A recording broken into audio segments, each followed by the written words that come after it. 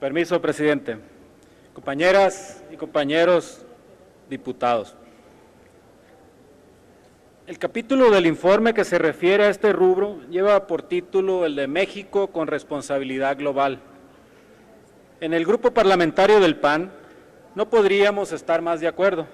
Hay que recordar que en el Plan Nacional de Desarrollo se establece precisamente esta como la meta número 5 y se advierte que, y cito, podemos ser una fuerza positiva y propositiva en el mundo, una nación al servicio de las mejores causas de la humanidad. Es ahí donde se formula el diagnóstico de que México puede y debe consolidarse como una potencia emergente, que aproveche las oportunidades que ofrece el entorno internacional para asegurar convertirse en un actor significativo en la deliberación sobre los grandes temas globales.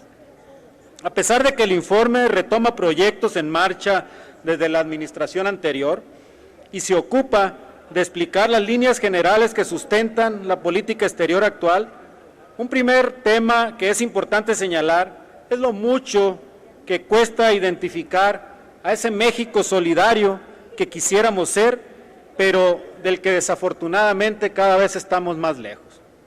No se ve por ninguna parte la solidaridad con los migrantes mexicanos en Estados Unidos, que prácticamente han desaparecido de la narrativa y las acciones oficiales. La solidaridad con los pueblos víctimas de violaciones masivas a los derechos humanos en América Latina está más ausente que nunca. La solidaridad de México frente a crisis humanitarias, desastres naturales y quebrantamientos graves de la paz y la seguridad. Al largo recuento de datos sin propósito definido, no se incluye un diagnóstico mínimo sobre los rasgos esenciales del contexto internacional de hoy, los retos que presenta y la coyuntura, procesos que suponen para México que hay una falta notoria de visión de Estado. Para muestra de ello doy dos ejemplos. En primer lugar, que el presidente es quien conduce la política exterior y que ningún otro actor, ni el canciller, ni la sociedad civil, ni el Poder Legislativo, ni los embajadores de México, ni otros ministerios, ni los gobiernos de los estados, tienen un involucramiento importante en las relaciones internacionales del país. En segundo lugar, que la política exterior se hace con jefes de Estado bajo el contexto de encuentros bilaterales o multilaterales, raramente con la participación de otros actores y prácticamente nunca en las Naciones Unidas y sus agencias. Esa es la política exterior sobre la que se reporta, la política del spot y de cuentas alegres, pero sin resultados para los mexicanos. Por otro lado, el informe carece de una herramienta esencial para evaluar su efectividad, congruencia y pertinencia. ¿Cuáles son los objetivos que México persigue al buscar ser la sede de la primera conferencia de los Estados partes del Tratado sobre Comercio de Armas de las Naciones Unidas? ¿Qué clase de iniciativas buscará el Ejecutivo impulsar en el seno de la próxima cumbre iberoamericana a celebrarse en nuestro país? ¿En qué redituará a México establecer 6 consulados honorarios en países africanos? ¿Qué se propone hacer la presidencia mexicana de la Alianza del Pacífico? ¿En qué sentido y para incorporar qué enfoque se piensa actualizar al Acuerdo Global de la Unión Europea?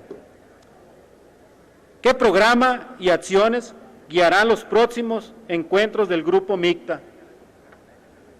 ¿Cómo espera México contribuir a la conformación de la Agenda de las Naciones Unidas para el Desarrollo post-2015? Estas son solo algunas de las preguntas que se agolpan una tras otra luego de leer con detenimiento el apartado respectivo.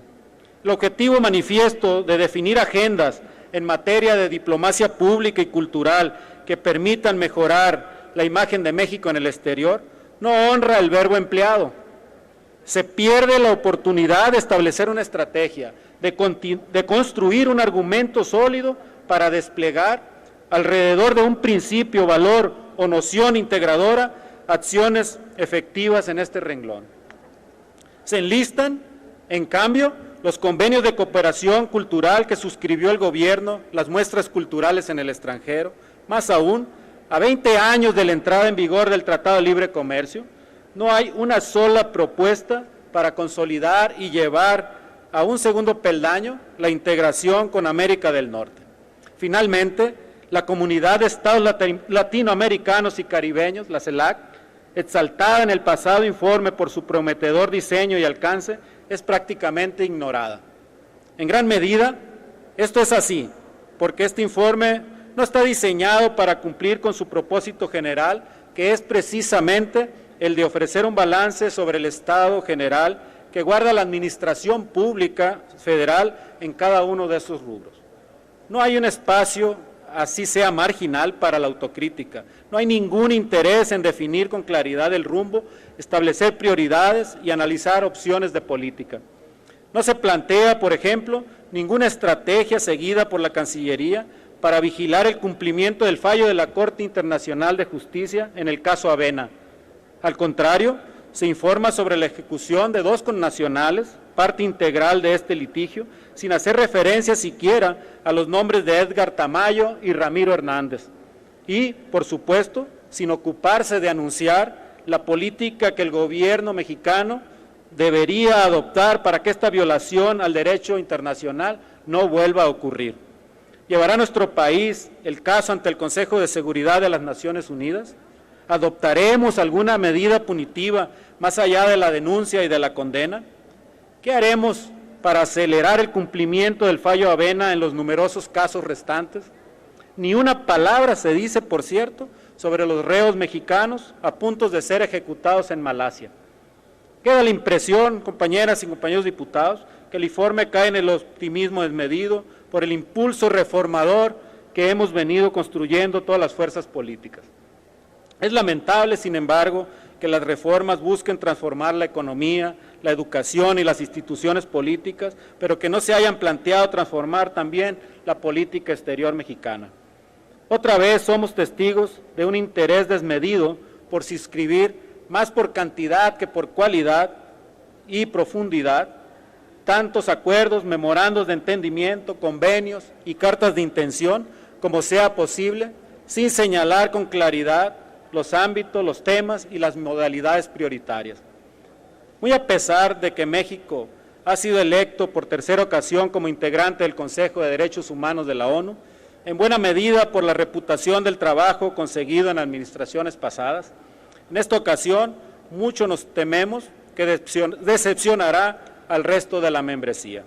Y es que la visita de relatores de las Naciones Unidas en materia de derechos humanos no se ha visto acompañada de las acciones humanistas que caracterizaron a la política exterior de las administraciones panistas. Para muestra un botón, el informe se refiere a los avances que el gobierno de México reportó el relator especial de la ONU contra la tortura. No hace mucho, sin embargo, Amnistía Internacional reportó que esta práctica creció por un 600% en el último año.